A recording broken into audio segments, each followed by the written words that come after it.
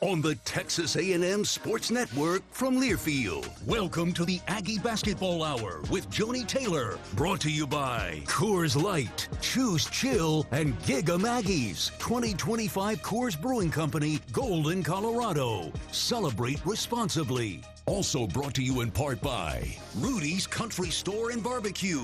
Visit rudys.com to find real Texas barbecue near you. And by Twisted Tea, hard iced tea for the 12th man. Please drink responsibly. Now, welcome to the Aggie Basketball Hour with Joni Taylor. Here's Steve Miller. And hi again, everybody. Welcome out to Rudy's Barbecue. Got a great crowd here on Harvey Road with the head coach Joni Taylor. I'm Steve Miller. Great to have everybody out here with us as we talk A&M women's basketball for the next hour up until 7 o'clock. And man, what a great day to talk A&M women's basketball. The Aggies have won 3 straight conference games. And yeah, how about that? That is doesn't happen every day. I mean, even for the teams ranked at the very highest mark, it's been a couple of years since that happened. But also add on to that, 4 out of the last 5 wins for the Aggies. And at some point in this program, we're going to talk things that are called NET and SOS and WABs and all these things before the show is over. And people are turning around, shaking their head. Yeah, we're going to talk about crazy things here. This is an exciting time. And what do you want to talk about first? Let's just start with the last time we were here on Monday. We were talking about getting ready to go to Knoxville. Yeah. So I think that's a good place to pick up. It was a dreary, dreary day in Knoxville, and that was just for the fans inside the arena. But, outside, yes, it was a rainy day. Aggies come in there, and wow, what a performance, led wire to wire in Knoxville at Thompson Bowling Arena. Anybody here know the last time that happened for a visiting team? Not very often. Not very often. I told our team in the locker room, as a player, I never won at Tennessee. Yeah. It's a hard thing to do. That is hard, yeah. Right? And I just said, you guys have done something that I haven't done as a player. As a coach, yes, but as a player, no. So I'm a little jealous. Yeah, no, in a great way. But it is, and it's a hard place to play, even with the best of teams.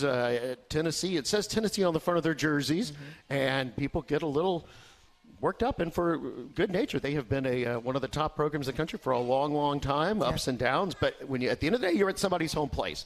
So you guys go in there, and just like here at A&M, we like to stand until our team scores and look up on the scoreboard, and it's 10-0 the Aggies, and they're calling timeout, and their fans are looking around. Do I stand? Do I sit? They sat for the timeout and stood back up. Not all of them got back up. Not all of them. Not all of them were bought in there after that timeout. Wow. Yeah. So the ball tips. I sit down. Tennessee wins the tip, and I turn to say something to Chelsea because we're on defense, and I'm saying something to Chelsea, and the next thing I know, Nye scoring a layup, and I literally said, "What just happened?" I didn't even see it. I totally missed it. But what a great way to just get things started and set the tone. But it happened again on the next play. It did. It happened again the very next play. You look up at the Aggies have Tennessee has turned the ball over on 2 of their first 3 possessions. They missed a shot is somewhere on the one of those 3 possessions. And A&M is doing nothing but scoring. And, yes, you're excited. You're 10-0. Do you recall what you told the team when Tennessee called the timeout? I think we just talked about I fussed about not getting back on transition defense because I thought we were back but not organized, and we didn't need to let them capitalize on us not being where we needed to be defensively. So we talked about that a little bit, and then just to continue to push it, to continue to push pace and put pressure on them on both sides of the basketball. You know, it was a 31 points scored in that first half by Texas A&M. That's a lot of points. It's a lot of points. I mean, you don't miss – when you score 31, you don't miss shots. You have to make almost all of them. And what were we the first quarter? You were 12 – my vision is bad. This is really small. Brandon is saying 80%. 80% on 12 of 15 or 13 of 15, whatever 80% is. Yeah, that's nuts. That's shooting it really well. Yeah, I had a note here on that was the first 30-point quarter since the fourth quarter against Missouri, and that was a fourth quarter. It was the most points in the first quarter since 26 against Florida. Wow. That's just not the norm, put up 31 points. Not. And so you're in there. Why do you think you guys shot so well? I think it's a few things. I think that, honestly, if you took the shots we got at Tennessee, if you took the shots we got yesterday, they're the same shots we had in January against Oklahoma and Vanderbilt and South Carolina. There's a different confidence this team has. Part of that is, again, 12 of these players have never done this in this league before, and until you kind of get your feet wet in this league, it's different. I think that has something to do with it. I think we're also just continuing to get better. We only played 9 non-conference games. Most people play 13. So we're 4 games behind everybody else.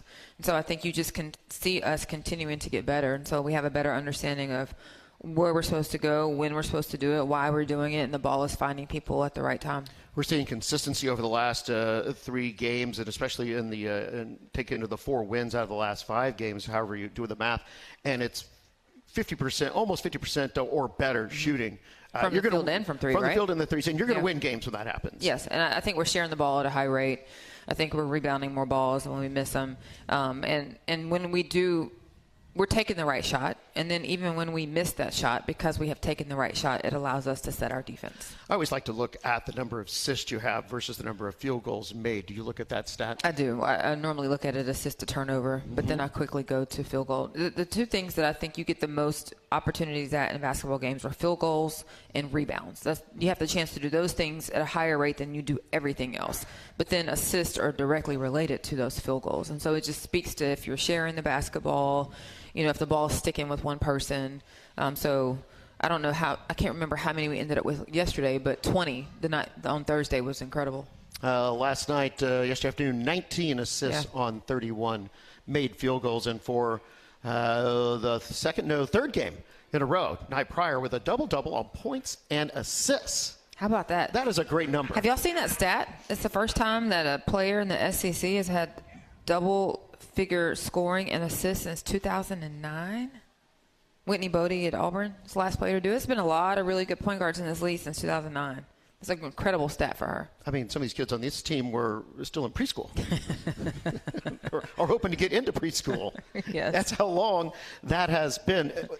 Nia is just doing it, and I don't think it's a surprise, but how do you evaluate her progression over the year?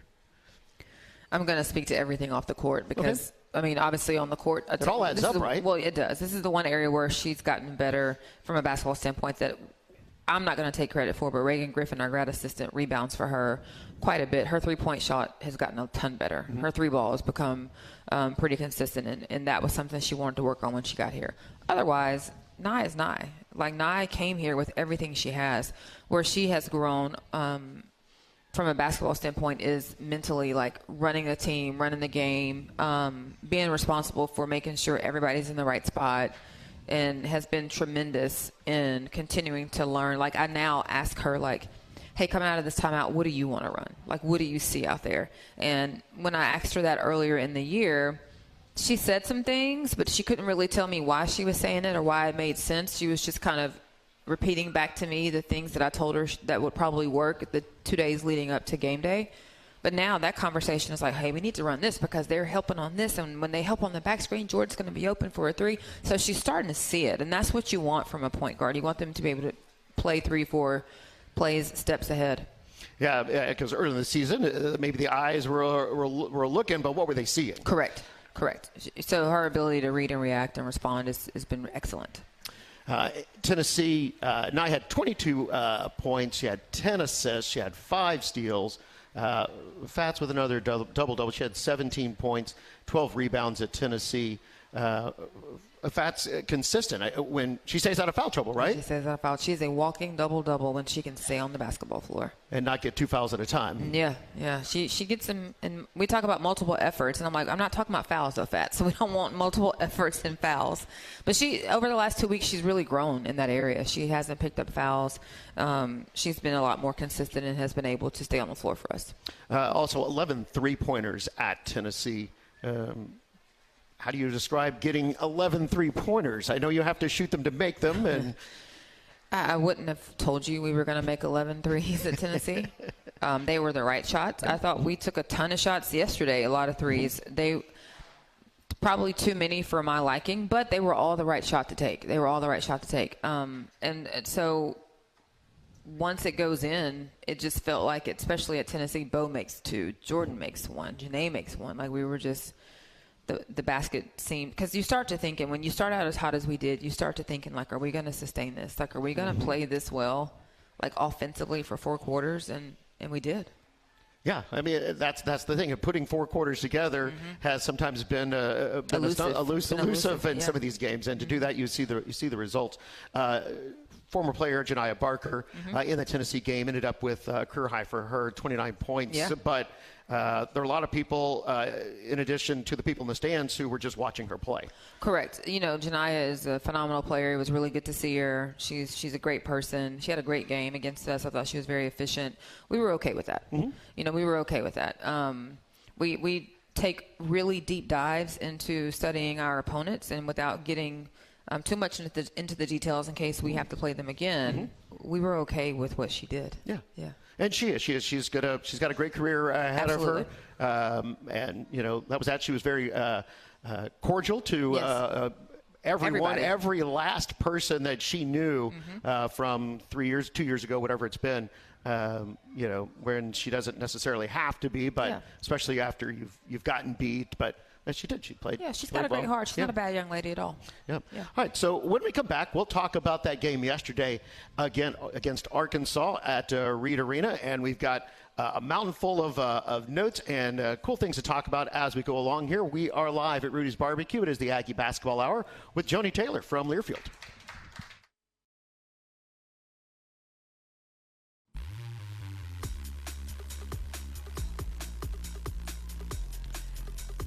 When you need a new roof or just have a pesky leak, you want to call on the winning team at Schulte Roofing, home of the Bulletproof Roof Guarantee. Get the best. Visit SchulteRoofing.com. We're back at Rudy's Barbecue. It is the Aggie Basketball Hour with Joni Taylor.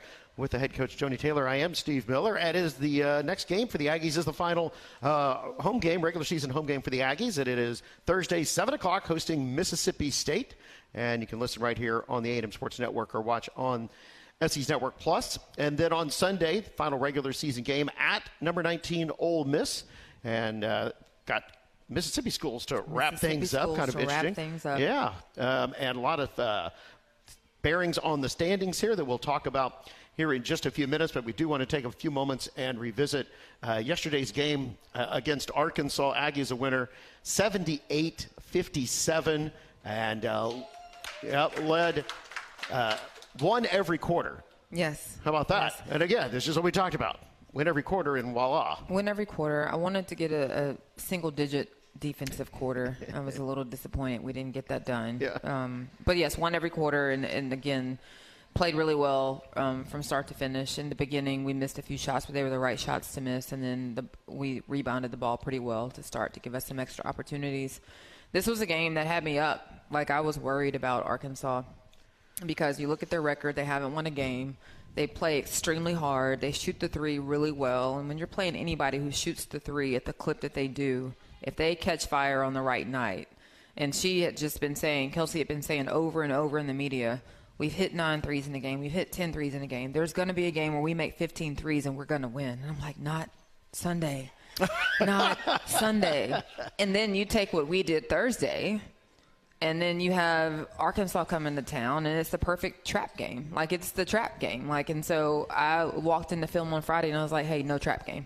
And we just spent a ton of time, like, talking about, like, a lot of times when people get trapped, it's not because they were caught off guard. Most of the times, like, you see the trap and you still get caught up. So let's make sure that's not us. And then we listed just some teams in men's and women's basketball this year who had a big win and then had a trap game.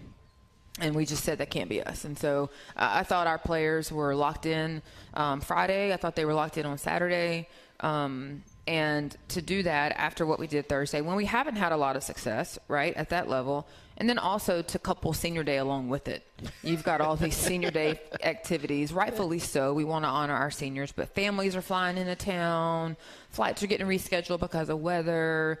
They've got dinners. We've got recognitions. We've got receptions. But I need you to focus. And I thought they did a tremendous job handling all of that. Got to keep the emotions in check on senior day, and that's sometimes easier said than done. Yes, absolutely. There's so many moving parts. Yeah, and then you shake up the lineup and do a senior day lineup, which some people are against, some people are for, some people do it one year and maybe not the next. Why did you go with the senior day lineup? I'm always for it. Yeah. I'm always for it. I tell you what was comforting this year is that I was for it, and I didn't care how long she stayed. A lot of times when you do the senior lineup, and I'm going to always do the senior lineup, it's like, okay, the ball tips, and then you're sending the next person to the to the scorer's table to get her out, right? Right.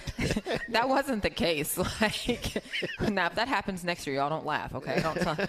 But I mean, like, that wasn't the case with Jordan. Jordan's been a starter all year long. She just came off the bench. Jordan could start a lot of places, just like Bo has started some of the time, and Lamaya has started some of the time, and same thing for Janae. So I sent Jordan in and didn't worry about when I was going to sub her because I knew she was going to do exactly what she did. But I'm a believer in the senior starting lineup. And some people get totally psyched out on that. It's one thing, oh, yeah, she started one game, whatever. But Jordan hadn't started a game. Correct. And some people, again, get all, I'll sit you out there, but I'm going to bring you right back because you've got to be the one that's got to sit and watch action, have over that mindset. But she comes out there, ends up getting 11 points, and just steady the whole time, and somebody you can count on.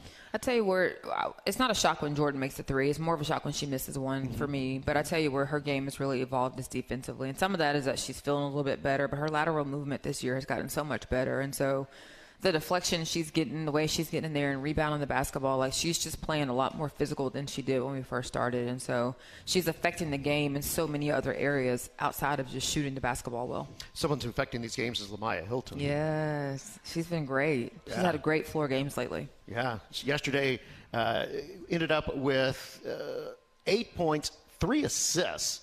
Ends up having to talk on the radio afterwards for that effort. I think Lamaya is just starting to take what the defense gives her. I think she predetermined a lot of things early on. I'm going to get to my three. I'm going to drive it. And now she's able to just read how the defense is playing her, and she reacts accordingly. A perfect example of that was at Tennessee when she pulls up in transition late and shoots that jumper. I fully thought she was going to stop at the three-point line, and she didn't. And so I think she's not chasing a certain shot anymore. She's taking the shot that fits what's needed in that moment. Was there a point maybe this season, maybe I'm reading it wrong, where you're talking about she was chasing? I was wondering if she was rushing as well. I would say that's fair. Yeah. I would say that's fair. And how do you get that out of the system? I think some of it is the work you do before you take the shot is the work that's the most important. And in some cases, I think Lamaya was starting to get ready after the ball was in her hands, and that's just not going to be what you need. On top of the pace at which people close out on you in this league. And so we spent a ton of time in her one-on-one time making sure that her prep, her feet, her hands, her eyes are all ready before she ever gets the ball in her hands. And so then she's just worried about the shot instead of getting all those things ready. And I think she's adjusted to the pace.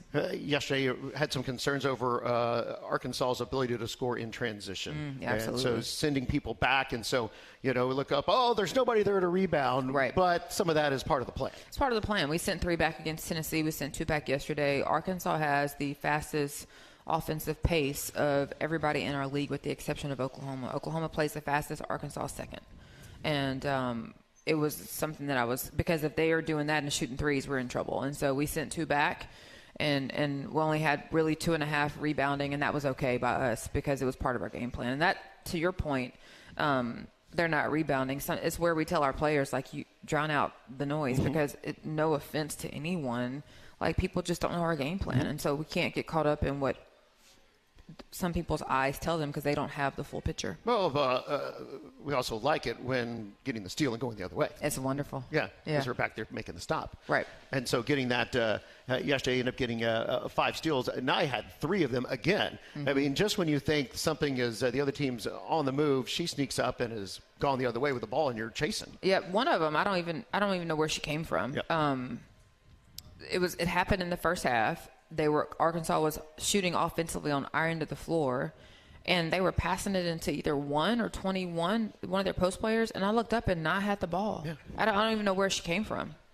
And at some point, she's taken a charge in this game. Yeah, she did. She did. It's like, what are you doing? How about that? I thought, one, they called a block. I thought it was a charge. Yeah. And then Cheney got a charge. I was worried about that block because that gave Nye her second foul, and I'm like, hey, you got to stay out there. And her numbers yesterday, Nye's had 16 points, 12 assists, 3 steals, and 6 rebounds. Did you think she had 4 more rebounds in her? At the time, she realized she had 6. No, she did not have 4 more in her. It was about 2 minutes left in regulation, and she was like, I'm going to get 4 rebounds. I said, you have no shot because I'm about to sub you. But in the totality of the game, yes, she could have gotten 4 more rebounds. Absolutely. Yeah, those numbers were adding up pretty quick, but at some point it's like, hey, we're a pretty big margin. And I wanted her to get her flowers from the fans by subbing all those seniors out. Yeah, no, that's always a nice touch when you have the ability to do that. Correct. Because that didn't always happen. Somebody's trying to rush it with 5 seconds to go and something is like, nope, we got plenty of time. And then we had Fats confused that she was going to get recognized to run off the court. What happened in that sub? A lot of people noticed that as well at the end. So I'm hugging the seniors, and then I look up, and Lamaya is shooting a free throw. Well, if Lamaya is shooting a free throw, there needs to be somebody at the table to sub in for Lamaya because I'm trying to get her out of the game so I can hug her too. And I look at the table, and there's nobody there. And then I count, and there's 5 people on the floor. And I'm like, wait a minute, that's not right. And then I look, and Fats is talking to Chelsea. I'm like, you're in the game, Fats. Like, I did not sub you. And so then it was this whole thing of like getting Fats on the floor, telling T to come off the floor and get back because you're subbing for Lamaya. But I missed all of it because I was hugging Jordan, I was hugging Nye, and then I look up and I realized Lamaya is the one who got fouled, and there's nobody sub for her. So I was worried about getting the tech because I thought there were 6 people on the floor, and then I heard Fats' accent, and I'm like, Fats is standing next to me. That's not right. So. I feel like the veteran officials we had showed great patience on senior day for what was going on there. Thank you, Brian and Felicia. They were very understanding. Yes, they kind of looked around and was like, all right, hang on, we know we've seen this drill before. Lauren wears I don't know how many senior days, but at least it's her second for my counting, and she put on a show yesterday. 11.7 rebounds, blocked at least 2 shots, and misguided and caused them to shoot crazy a few other times. Her one block was just outstanding. It was just incredible. And the one time, the score that really sticks out to me, well, 2 of them, the one no-look assist that Nye gave her in the first half was pretty special. And then in the third quarter, she has 3 on her. She has 3 defenders on her, and she does a little up and under and gets fouled and gets an and one. But just really happy for her and how she played, and her floor game was tremendous. I thought she had some really good footwork as they were collapsing on her and double teaming her the whole game, but when she was able to maneuver her way to the basket, you're like, yeah, we got something here. Yep. And then her jumpers start looking really good. She's keeps knocking down that mid-range jump shot. Is she playing better without wearing the knee brace? She will tell you yes. She will tell you yes. Stacey versus the knee taping and whatever that is. Stacey would prefer for her to have it on, but she doesn't. She's not required to have it on. But yes, she's playing more free, and she enjoys playing without it. Yeah. I'll be honest. The first week it made me nervous, but now Lauren is smart enough. She knows her body well enough. If Lauren didn't want the knee brace, she doesn't have to have it. Nice. Yep. All right. So when we come back, we are going to discuss a lot of acronyms, and it all comes down to one thing. What's up next for the Aggies after the SEC tournament? Let's see. We've got some things to talk about here. We're live from Rudy's Barbecue. It's the Aggie Basketball Hour with Joni Taylor from Learfield.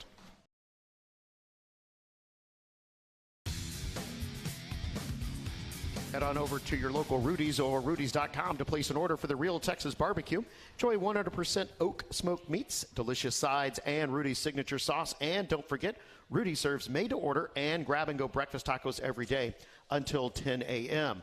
We are at Rudy's Barbecue. It is the Aggie Basketball Hour with Joni Taylor. With the head coach, I am Steve Miller. Great to have you with us tonight. The Aggies are on a roll right now. They are, this last week, let's just take on from Thursday to Sunday. We can't look, we can start looking farther back. We can't. Let's just do 2 games. Beat Tennessee on the road 82-74. Beat Arkansas at home 78-57.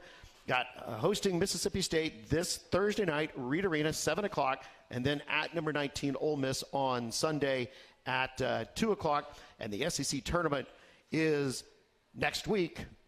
And looks like we'll probably be playing on a Wednesday. But the standings are a jumbled mess. Jumbled mess. As they always are at this time of year. I would prefer not to be in the jumble, but with 16 teams, I think whether it's jumbled at 2, it's jumbled at 4, it's jumbled where we are, 8, 9. Mississippi State has the same record we have right now. So this game Thursday is really important for a lot of reasons. Number one, they're really good. They beat Tennessee at Tennessee. They are another team who did what we just did. They've got some really good wins. If we win on Thursday, we have 6 wins. They have 5. And obviously we want to win out. But let's just say we drop Sunday and they win Sunday and we're tied 6-6. We have the tiebreaker.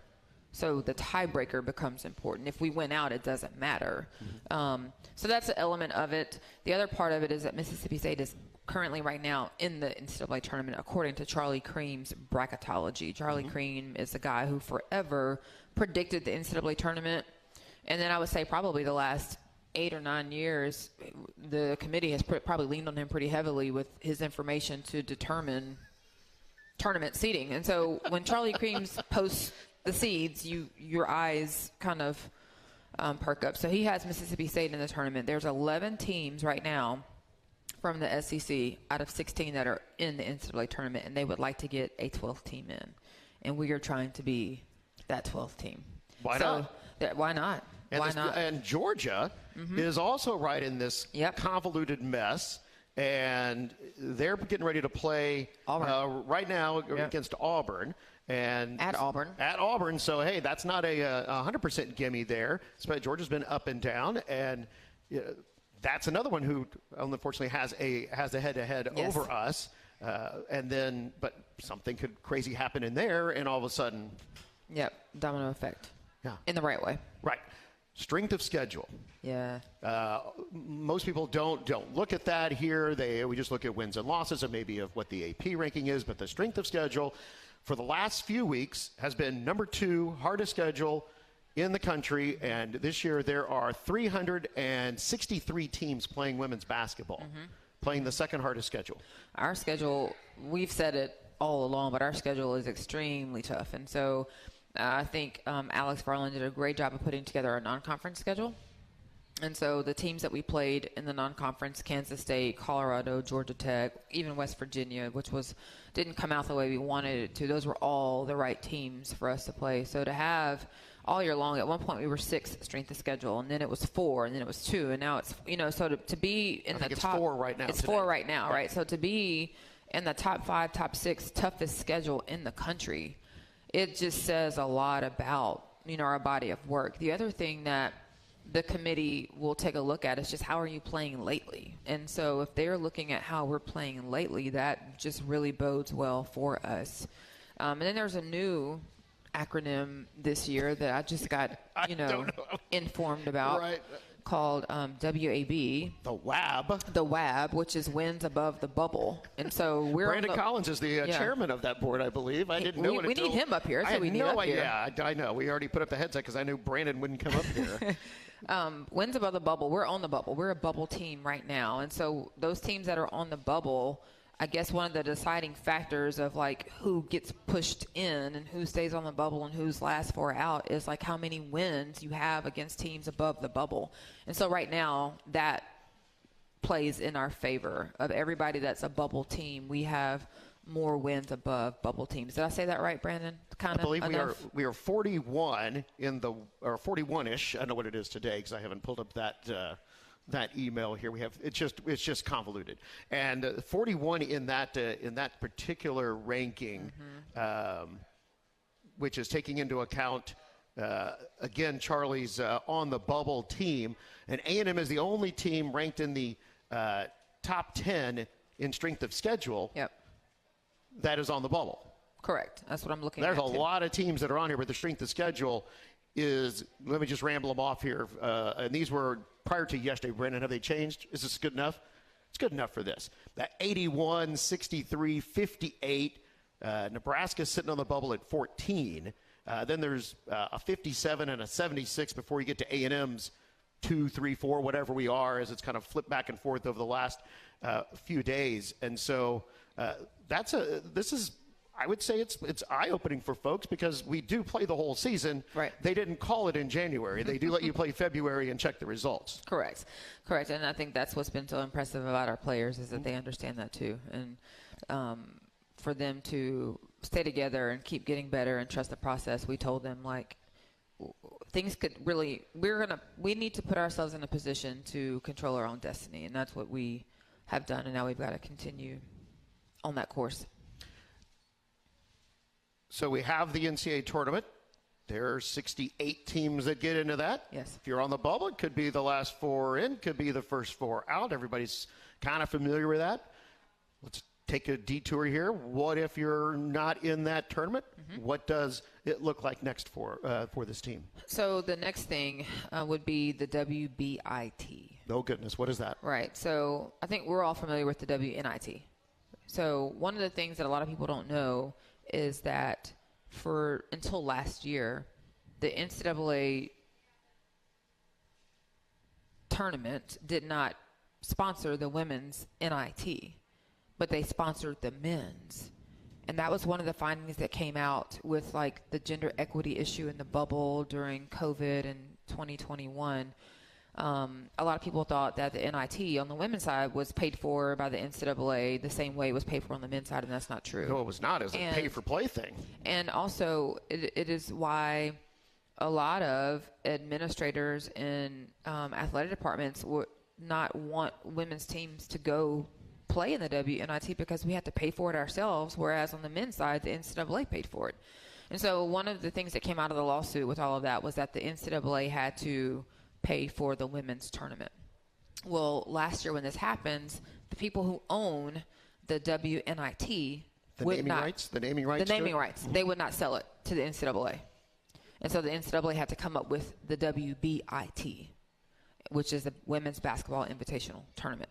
So that is in essence what the NIT used to be. So the next best tournament to be in if you're not in the NCAA is the WBIT. And then after that, the third tournament is the NIT. And it's got everybody confused. This is the second year we've done it, but it's got so many people confused.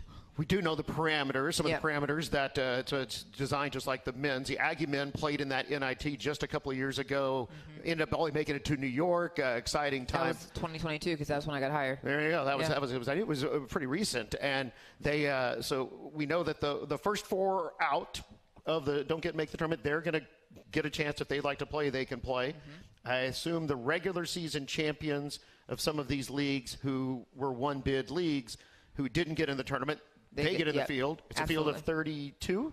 And you have to, I believe you have to be 500. Overall? Not anymore. No. So Brandon is saying no. It used to be if you were in the NIT, you had to have a 500 record, but that is not the case anymore. Right. Okay. So we start seeing how many slots there are in there, and so that'll be something that could be ready to go for. And would that be something that could be played at Reed Arena, or is this other sites? How does that work? It could be. It could be at home and it could be away, depending on the seed you get. Okay. Right. I think that has a lot to do with the last 2 games of our regular season, how we play in Greenville next week. But you could host at home or you could go on the road. So how do you talk to your players about all of this? Right now, we're talking about Mississippi State and Ole Miss. And somewhere between Ole Miss and getting to Greenville, we will have a postseason tournament conversation. Mm-hmm. I think they're mature enough to handle it. I think that's the right time to have that conversation. Obviously, they're seeing bubble. They're seeing this. I'll rewind to after we played Alabama. We had 6 games left, starting with on the road at Kentucky. We talked about it then. Mm-hmm. We showed them our remaining schedule, who we had left to play on our schedule, where those people were in relation to our standings. Arkansas and Auburn are behind us. They need to stay behind us. These teams are right in front of us. We need to go chase those teams down. And then we read off our remaining schedule. And then we read off those teams' remaining schedule. And some of those teams still have a lot of what we did in January they've got to go do now. And so we're where we want to be. And in that conversation, I said, hey, guys, like at this time, Mississippi State had 4 wins. We had 2. I said, Mississippi State is in the tournament. Charlie Cream has them in the tournament, and they got 4 wins. Heck, I think we can get 2 more. And so they have a good understanding of all of it. We won't revisit it again until we are getting ready to go to Greenville. Aggie's one of 5 teams on this bubble list that have those 2 ranked wins and have the best winning percentage of quad 2 teams from that list at 4-0. Tell us what what quads mean here for this description. So quad teams are just based on seeding. Really, it's the best way to explain it. South Carolina is a quad 1 team, quad 1 win. Tennessee would be considered one of those wins or right on a quad 2, depending on when you play them at what time. And so if you just take like the top 25 and you said like 1 through 10, that's a quad 1 win. 10 through, and don't take me literally just to make it easy, like 10 through 15, 16, that's a quad 2 win. You want a quad 1 or quad 2 win on your resume. It just helps. It helps if that's at home, and it helps really, really well if it's on the road.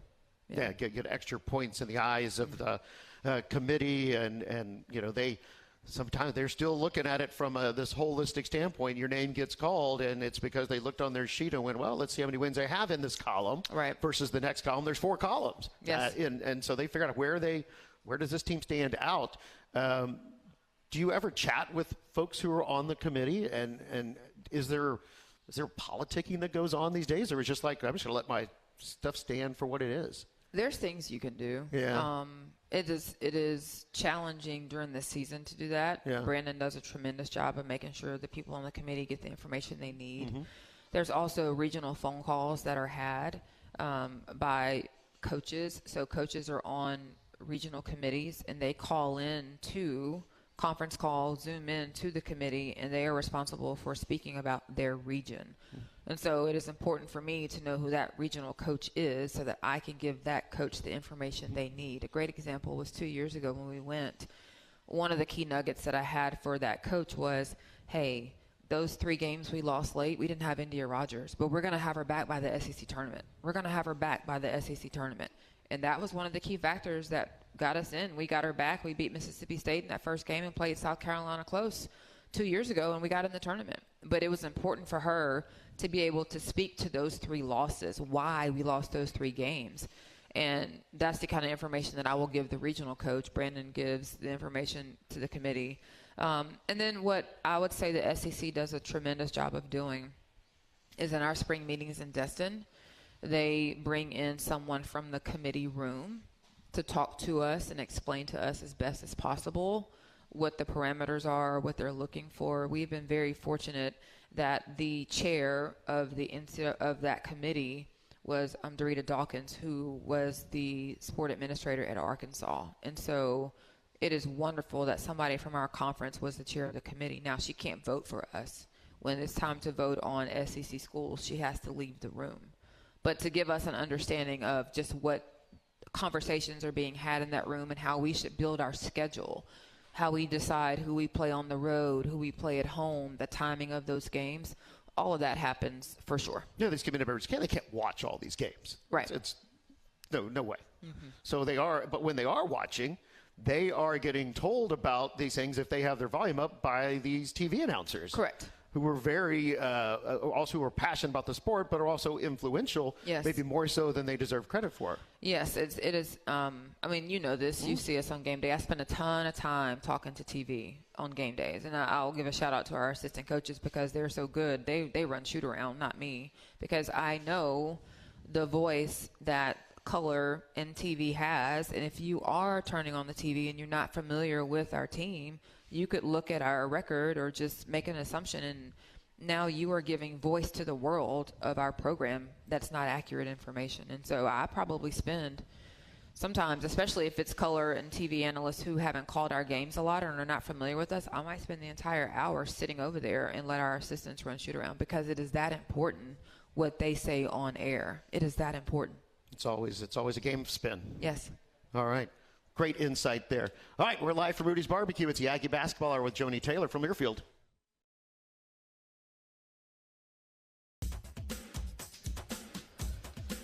Texas Farm Bureau Insurance wants to give you a VIP Aggie Basketball fan experience this year. Go to 12thman.com/maroon contest and register. One winner and a guest will receive game tickets, a Joni Taylor autographed basketball, and will be recognized on the video board during the game. Register today at 12thman.com/maroon contest. Texas Farm Bureau Insurance is a proud partner, Texas A&M Athletics. We're back at Rudy's Barbecue here on Harvey Road in College Station with Joni Taylor. I'm Steve Miller. The Aggies take on Mississippi State. They are 37 in the net, 18-10 overall. We already noted they are 5-9 in conference play. They've beaten Georgia. They beat Tennessee and beat Kentucky. They may have also lost to Tennessee if they're the team they played twice. I can't remember. But they've lost 4 of their last 6 games, and this is moving day. This is moving day. They had Texas on the road Sunday. Tough night for them. I'm sure Sam will have them fired up and ready to go. The same conversation we're having right now, I know he's having with this team too. They understand what's at stake, and so they're athletic, they're tall, their forwards do a tremendous job of posting for position.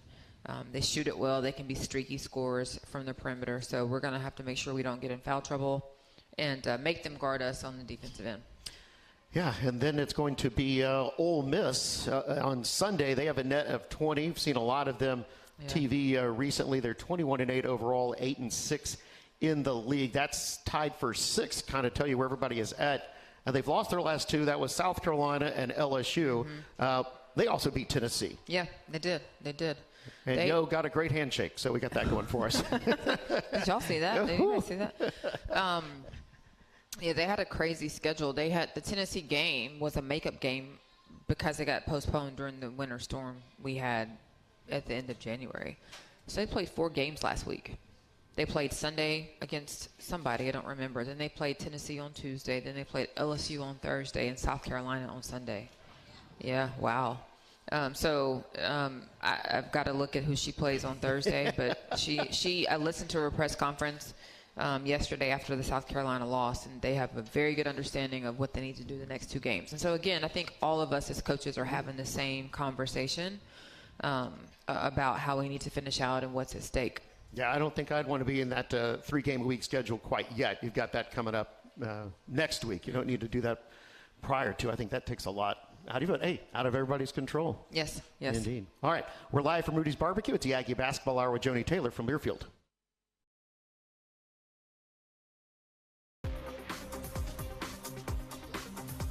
When you need a new roof or just have a pesky leak, you want to call on the winning team at Schulte Roofing, home of the bulletproof roof guarantee. Get the best. Visit SchulteRoofing.com. We've got our remaining moments here with Joni Taylor on the Aggie Basketball Hour, our final edition for this season. And congratulations, the 2026 KYAL Heart of a Coach Award recipient from the Fellowship of Christian Athletes. Yeah, that was that happened last Wednesday before we left to go to Tennessee. And so we are getting ready to huddle. And then all of a sudden, all the players are staring at me, and I'm like, what's happening? And then I see cameras, but the cameras are there every day, so I don't think anything of it. And then they start reading off stuff, and I'm like, what are we doing? And Ashley McCord, who was here last week, she goes, they just have some things they want to say to you. And so Chelsea literally is standing next to me, and she's like, fix your face. Because I'm trying to process, are we just doing this for clickbait, for content? We're not putting this on social media. We are not doing that. So what are we doing right now? This is not National Coaches Day. This is not anything. So I couldn't process what was happening. And then when all of the players got done saying reasons why they loved me, Ashley says, that is a great segue into this award. And I'm like, what? And then I see Bill and Fee from FCA walking towards me, and I just start backing up because I'm like, what is happening? But I still don't have the proper words. Anytime you are recognized in that way, to hear that it was unanimous, it is very humbling. There are a lot of coaches who I feel like are deserving. Anytime your name is associated with KYAL, that is an incredible thing because of who she was and how she lived her life and the courage that she had. And so I'm just extremely fortunate to be able to go to work every day and have a chance to impact lives, and to have anything like that be given back to me or recognized in any way. It's very humbling. So. Yeah, some great video. If you haven't seen it, check out the social media channels, 12man.com and other places to see the reaction. Congratulations. It's quite an honor. And for them to do it in the middle of the season. Yes. I mean, supposed to be getting ready for practice. I know. I was very confused. Very confused. All right. Well, that is going to do it for us tonight. Thank you for being here all season. And for everyone else who continues to join us out here for these shows, we appreciate you and thank you so much. We'll hope to see you out at Reed Arena this Thursday night, 7 o'clock for Mississippi State. And then catch us online for Ole Miss on Sunday. Yeah. And we'll see where we go. All right. Our thanks to Joni Taylor, our engineers Kevin Minchow and Zach Factor back in Jefferson City. For Coach Joni Taylor, I'm Steve Miller. Have a great night. This has been the Aggie Basketball Hour with Joni Taylor from Learfield. This has been the Aggie Basketball Hour with Joni Taylor. Brought to you by Coors Light, Choose Chill, and Giga Maggies. 2025 Coors Brewing Company, Golden, Colorado. Celebrate responsibly. Rudy's Country Store and Barbecue. Visit rudys.com to find real Texas barbecue near you. And by Twisted Tea, hard iced tea for the 12th man. Please drink responsibly. The preceding has been a Learfield presentation on the Texas A&M Sports Network.